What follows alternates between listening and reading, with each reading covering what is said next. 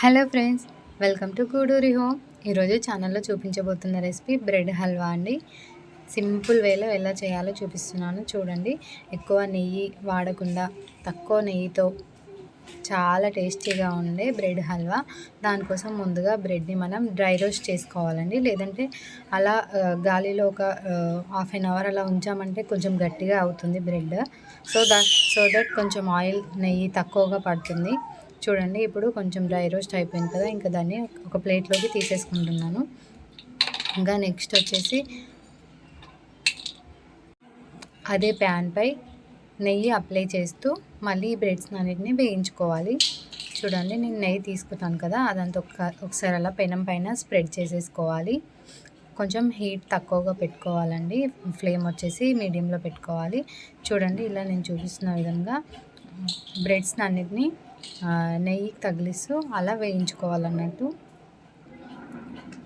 ఇంకా ఫ్రై చేసేప్పుడు ఇంకా ఎక్కువ ఆయిల్ కానీ గీ కానీ యూస్ చేసేసుకోవచ్చు. నేను అలా ఒక 1 స్పూన్ ఆయిల్ అది వేసానండి. ఎక్కువగా నెయ్యి ఫ్లేవర్ ఇష్టపడని వాళ్ళు ఇలా ఆయిల్తో కూడా చేసేసుకోవచ్చు. చూడండి, ఇలా 2 సైడ్స్ కలర్ వచ్చే వరకు ఫ్రై చేసుకోవాలి. ఇంకా ఇవి ఫ్రై అయిపోయాయి కదా, వీటిని ఒక గిన్నెలోకి తీసేసుకోవాలండి. ఇలా చేయడం వల్ల బ్రెడ్ హల్వా చాలా టేస్టీగా ఉంటుంది. కొంచెం క్రిస్పీగా కూడా వస్తుంది. క్రిస్పీగా ఇష్టపడేవారు ఈ విధంగానే చేసుకోవాలి, చాలా బాగుంటుంది. ఇంకా వీటన్నిటిని మళ్ళీ ఒక ప్లేట్లోకి తీసేసుకుంటున్నాను. ఇంకా వీటిని వచ్చేసి చిన్న చిన్న పీసెస్గా కట్ చేసేసుకోవాలండి. చూడండి, ఇలా అన్నీ స్క్వేర్ షేప్లో కట్ చేసేసాను. ఇంకా వీటిని ఒక గిన్నెలోకి తీసేసుకొని కొద్దిగా నెయ్యి వేయాలి. గిన్నెలో వేసి తీసేసుకొని పాలలా చిక్కగా మరగబెట్టుకోవాలండి. మనం లీటర్ పాలు కనుక తీసుకున్నట్లయితే 1/2 లీటర్ అయ్యేంత వరకు చిక్కగా మరగనివ్వాలి. కొంచెం మరిగితే అట్టు ఉంటుంది కదా, అది చాలా టేస్టీగా వస్తుంది.